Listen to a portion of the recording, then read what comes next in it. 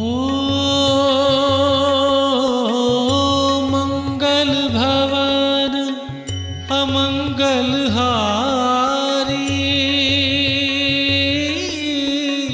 द्रवहु सुदशरथ अजर बिहारी।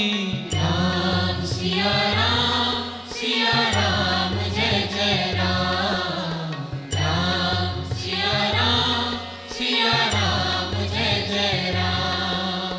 ओ हरि अनंत हरि कथानंता,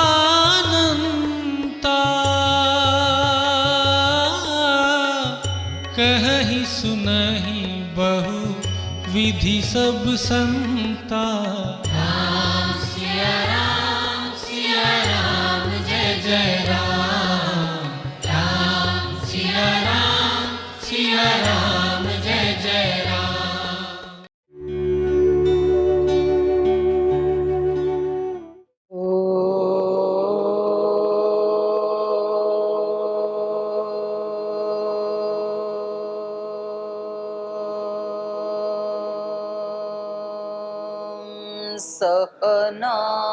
सहनावतु सहनौ भुनक्तु सह वीर्यं करवावहै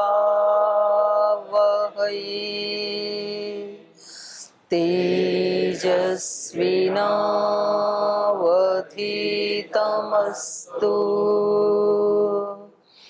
मा विद्विषावहै। ॐ व्रतानां व्रतपति व्रतं चरिष्यामि तच्छकेयं तन्मे राध्यताम्। इदमहमनृतात् सत्यमुपैमि। ॐ शान्ति शान्ति शान्तिः।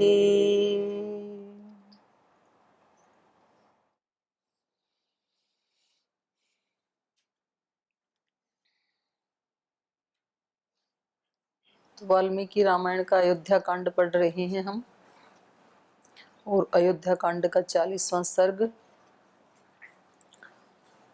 श्री राम सुमंत्र को अयोध्या भेजना चाहते हैं ताकि वो जाकर के अयोध्या को और परिवार के सभी लोगों को, महाराजा दशरथ को, माताओं को, सबको संभाल सकें। लेकिन सुमंत्र को श्री राम से अलग होना अच्छा नहीं लगता है।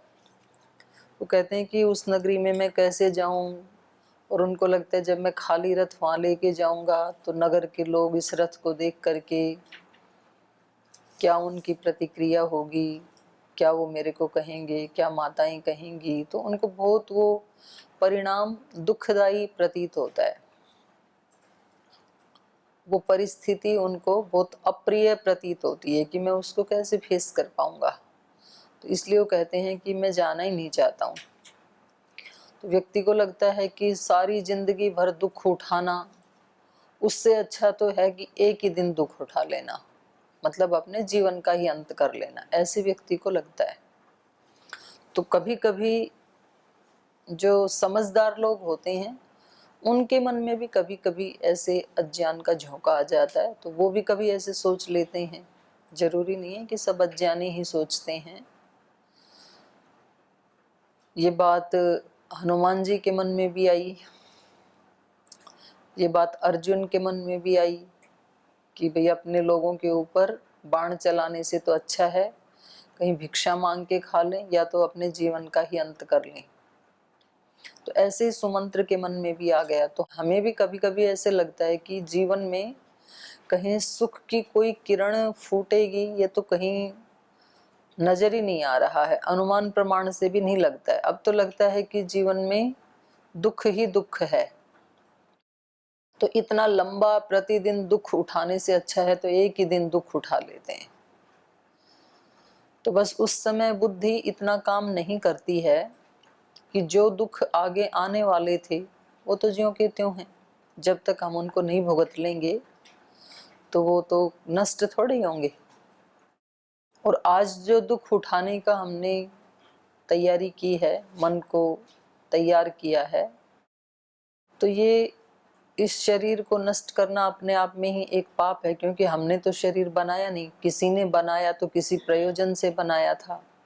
तो उसके प्रयोजन का अपमान करते हुए और यदि हम अपने मनमाने ढंग से इसको तोड़ते फोड़ते हैं तो एक दोष और बढ़ जाएगा, तो फिर एक दुख और बढ़ जाएगा। दोष का मतलब पाप, पाप का फल होता है दुख। तो आगे वाले दुख एज इट इज हैं, उनमें कुछ भी लेस नहीं होगा। आज नहीं भोगेंगे, कल भोगना पड़ेगा। इस शरीर में नहीं भोगेंगे, किसी अन्य शरीर में भोगना पड़ेगा। लेकिन एक और बढ़ जाएगा, और ये जो मेरी निराशा का संस्कार है ये पुनः मेरे को उसको फेस करने की हिम्मत नहीं देगा, बल्कि फिर से भागने के लिए ही प्रेरित करेगा।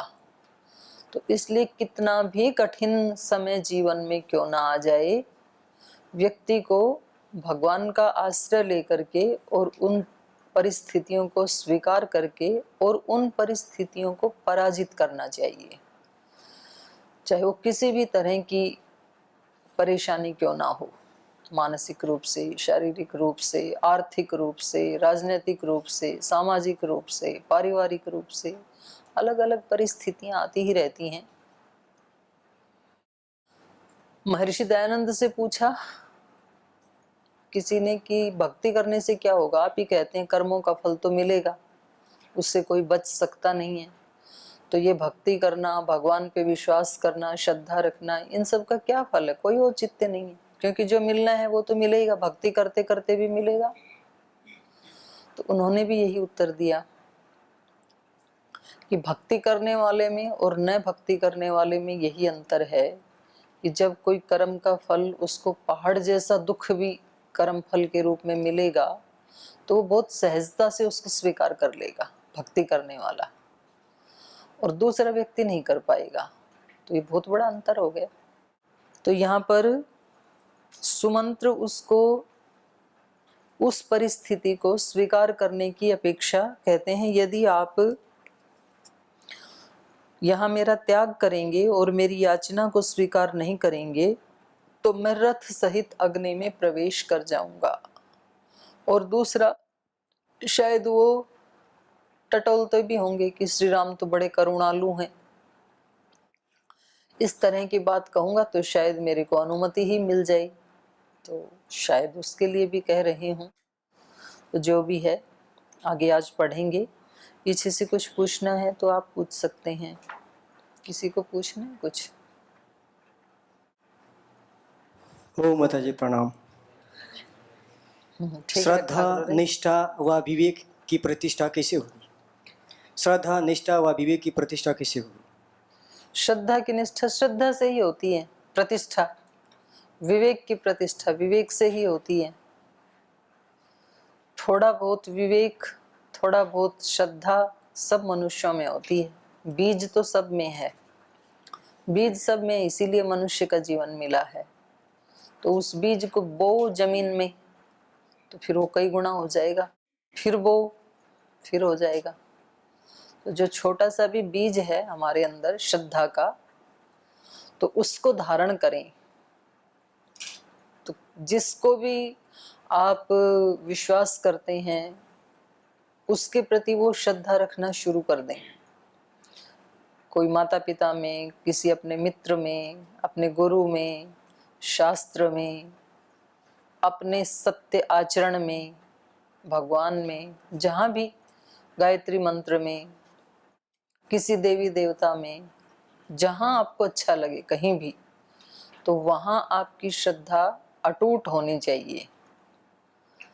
मानो आपकी किसी मंत्र में श्रद्धा है कि मैंने गायत्री मंत्र को आश्रय किया है, अपनी माँ बनाया है, अपना पिता बनाया है, अपना सर्वस्व बनाया है, तो अब सब प्रकार से मेरा हित ही करेगी गायत्री माता।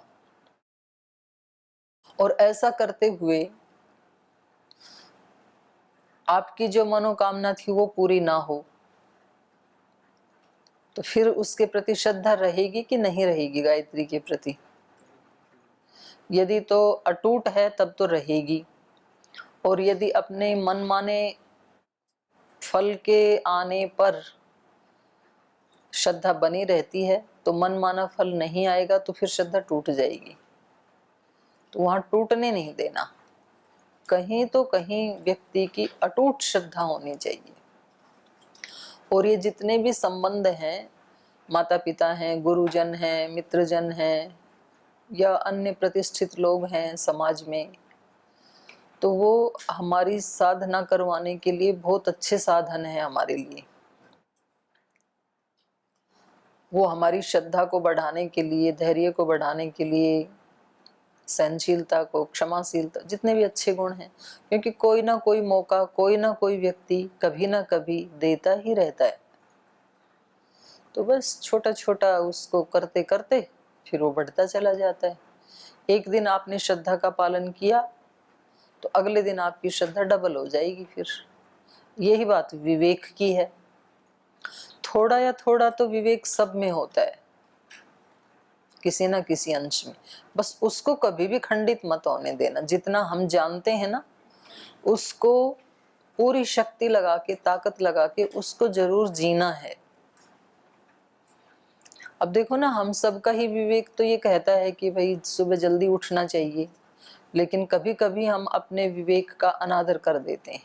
हमें लगता है कि भाई आज तो शरीर में पीड़ा है, कष्ट है, थकान है, तो आज नहीं उठूंगा।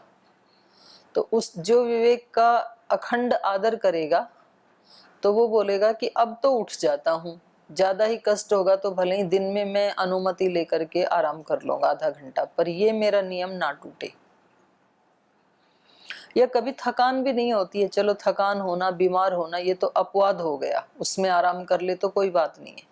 पर कभी कभी प्रमाद के कारण भी हम अपने विवेक को नीचे दबा देते हैं, अभिभव हो जाता है।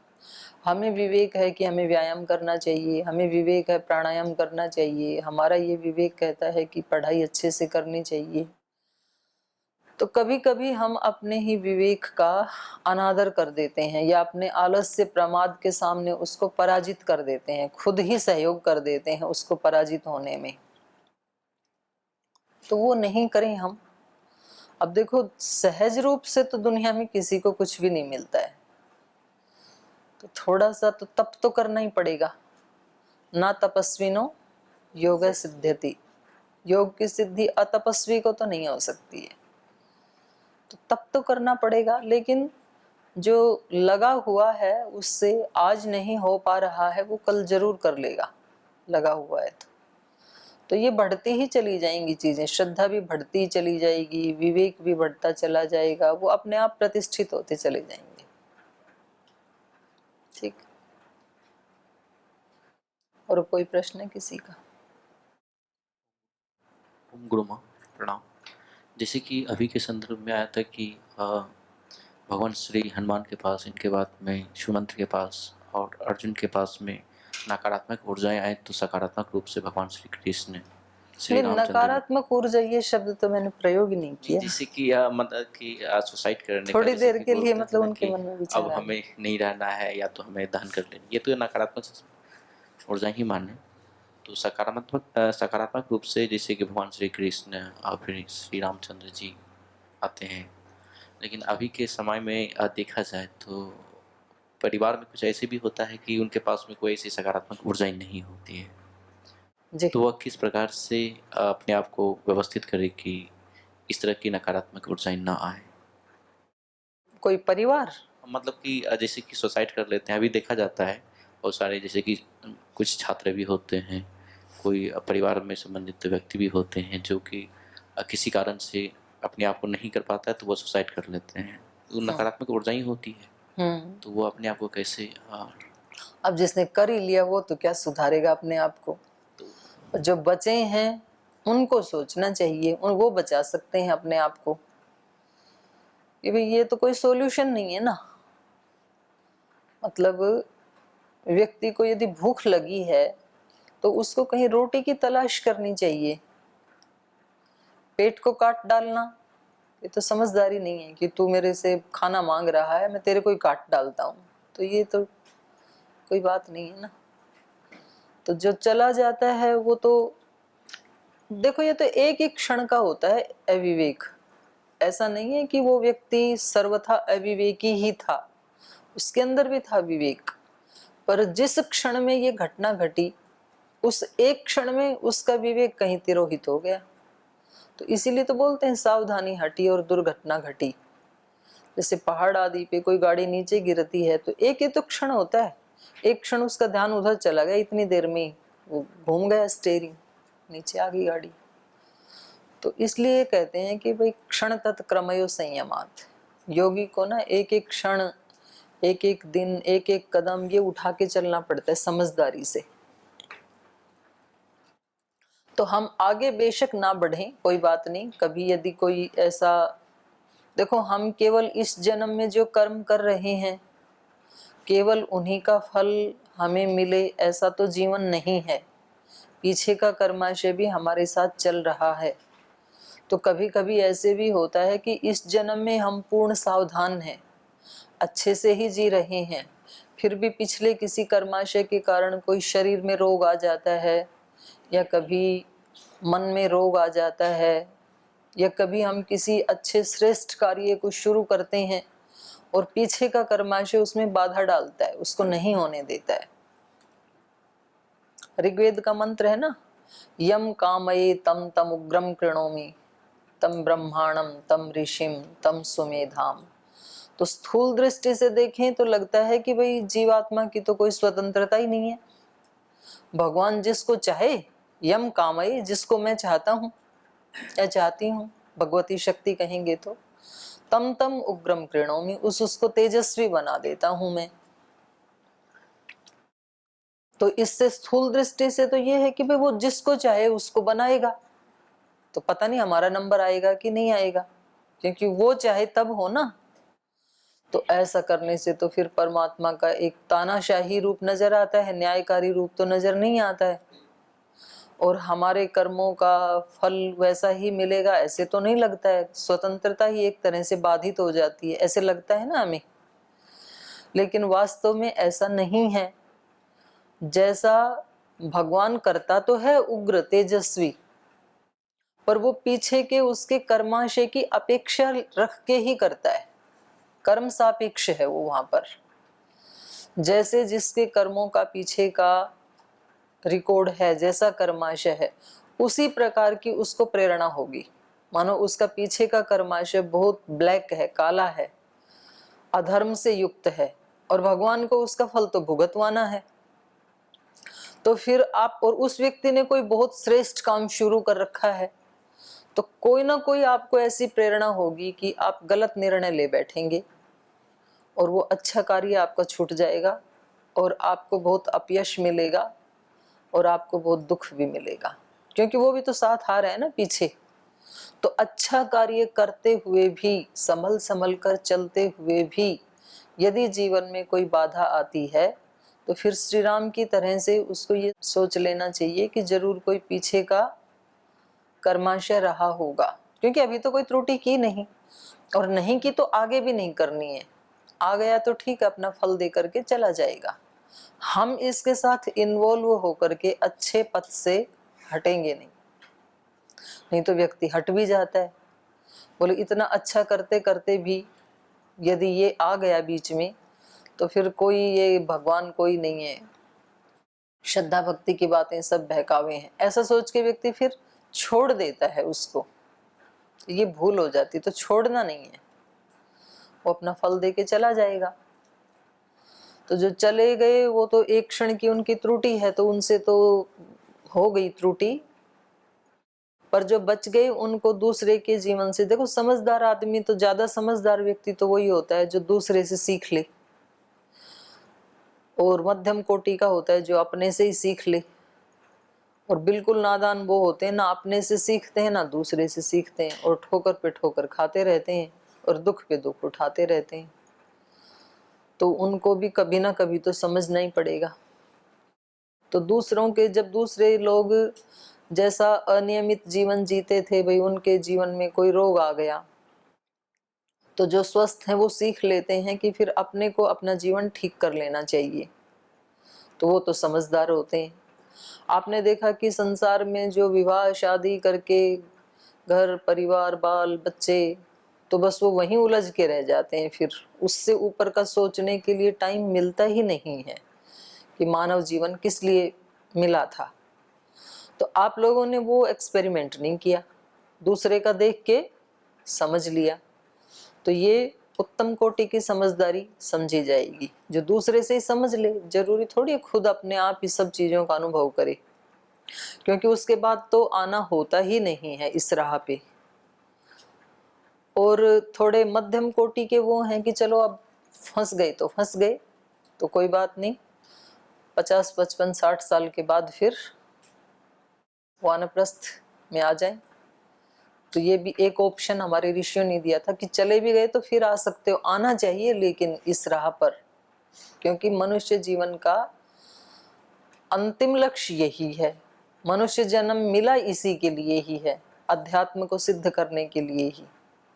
तो वो भी अब कुछ उस ऑप्शन को भी नहीं देखा ही नहीं, मतलब लुप्त प्राय हो गई ये। कोई एक आध कभी मिल जाते हैं वानप्रस्थी, और वो भी मतलब थोड़ा बहुत तो लगाव रहता ही है उनका।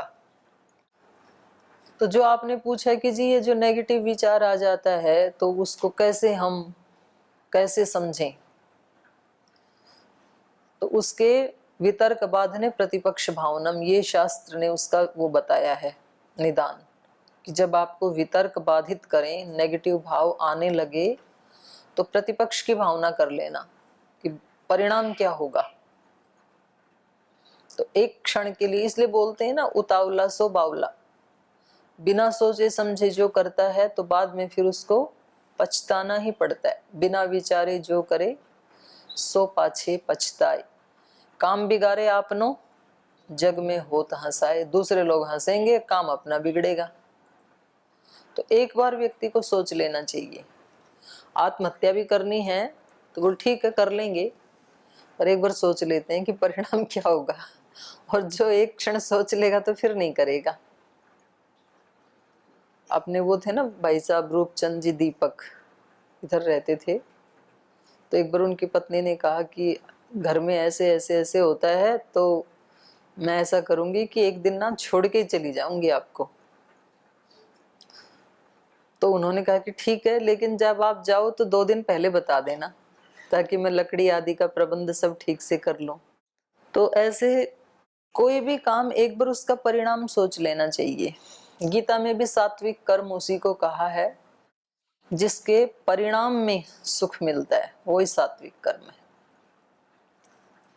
तो आप लोगों ने तो संकल्प ही जीवन का सात्विक ले रखा है, तो परिणाम सुखदायी होना ही है आप लोगों का। तो और वर्तमान भी सुखदायी है, तो इतना अच्छा जीवन जीने को मिल रहा है, और क्या चाहिए। मनुष्य का जीवन प्राप्त करके जो व्यक्ति पवित्रता से जीता है, नहीं तो आज का युवा पता है कहाँ कहाँ नशे में भटक रहा है, कहीं कहाँ खो गया है। तो तरस आता है उनके जीवन को देख के कि देखो जीवन तो कितना सुंदर मिला था, लेकिन ये तो बर्बाद हो गया। और बर्बादी की तरफ ही बढ़ता ही चला जाएगा ये व्यक्ति, क्योंकि वापस लौटने में बहुत देर लगती है। लेकिन श्री अरविंद ने अपनी पुस्तक में लिखा है भागवत मुहूर्त में पथ का विधान, कई बार बताया महाराज जी ने भी। आप लोगों में से भी किसी ने तो पढ़ा ही होगा, नहीं पढ़ा तो सभी पढ़ लेना।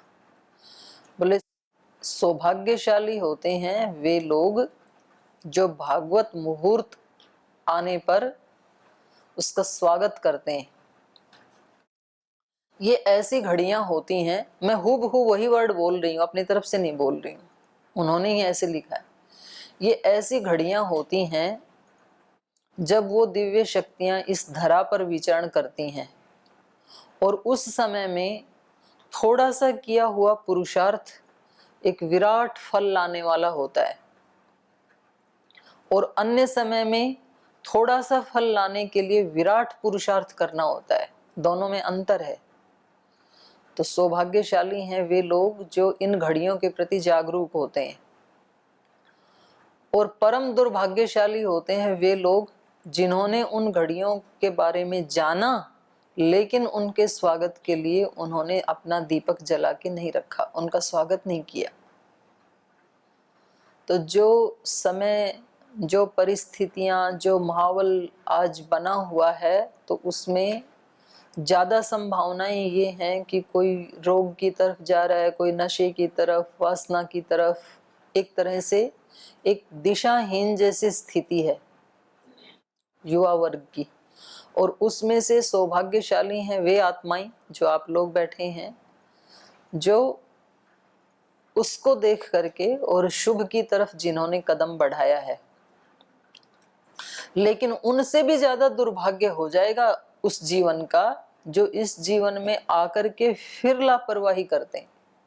ये मैं अपनी तरफ से बोल रही हूँ, ये वहां नहीं लिखा है। भाव वही है उनका कि भाई इस रास्ते को एक बार हमने अपनाया तो अब गोली की स्पीड से आगे बढ़ना है। गोली कैसे जाती है? काम कर देती है सेकंडों में, तो लक्ष्य को बेध देती है। और फिर सौभाग्य से हमें हमारे पथ प्रदर्शक, हमारे गुरु भी ऐसे मिले हैं। स्वामी जी महाराज हर काम को कैसे करते हैं? उसी रॉकेट स्पीड से ही करते हैं। एक बीमार कंपनी को 2 साल पहले लिया, सब लोगों ने मना किया, ये रोगी है, ये दिवालिया हुई है, बीमार है। वो बीमार कंपनी को भी ठीक कर दिया, रोगियों को तो ठीक करते ही हैं, कंपनी का भी रोग मिटा दिया तो उसको डबल ट्रिपल कर दिया। तो ऐसे गुरु के शिष्य भी ऐसे होने चाहिए जो अपने जन्म जन्मांतर के सब अज्ञान को, अविद्या को ध्वस्त कर डालें। अपनी सारी की सारी शक्ति अपने जीवन को ऐसे उज्जवल करने में, शरीर से भी बलिष्ठ, मन से भी ऊर्जा से, पराक्रम से भरे हुए, बड़े लक्ष्यों को लिए हुए और चलते ही जाएं उसकी तरफ। ऐसा यहाँ माहौल बने कि यहाँ की सुगंध, कितने सब लोग लालायित हो जाएं आपकी तरह जीवन जीने के लिए। ऐसा जीवन होना चाहिए। तो फिर आप भारत की तो बात छोड़ो, आप लोग आए थे भारत को बदलने के लिए। भारत नहीं, आप सारी धरती को बदल सकते हैं, लेकिन उतना प्रबल पुरुषार्थ, तप ये करना है, ये तो करना ही होगा। और जो करते हैं उनको बड़ा आनंद आता है। एक बार बस झड़ जाए ना गाड़ी, गियर लग जाए एक बार ट्रैक पे, तो उसके बाद तो फिर आनंद ही आता है। अशुभ मार्ग वालों को ही आनंद आने लगता है अशुभ में थोड़ी देर के लिए। शुभ वालों को स्टार्टिंग में थोड़ा सा कठिन मालूम पड़ता है, लेकिन उसके बाद जो आनंद आता है वो दुनिया की किसी भी आनंद से हजारों गुना ज्यादा अच्छा है। वो सब फीके लगने लगते हैं क्योंकि वो असली चीज है। अब जिसको असली हीरा मिल गया वो कांच की तरफ देखेगा भी नहीं कभी, परम संतुष्ट होगा।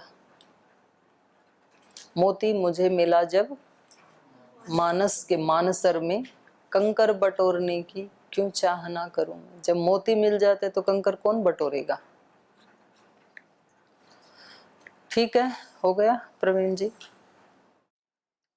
तो ये कह रहे हैं यदि मैं याचमानस्य त्यागम एव करिष्यसि सरथो अग्निम प्रवेक्ष्यामि त्यक्त मात्र इह त्वया।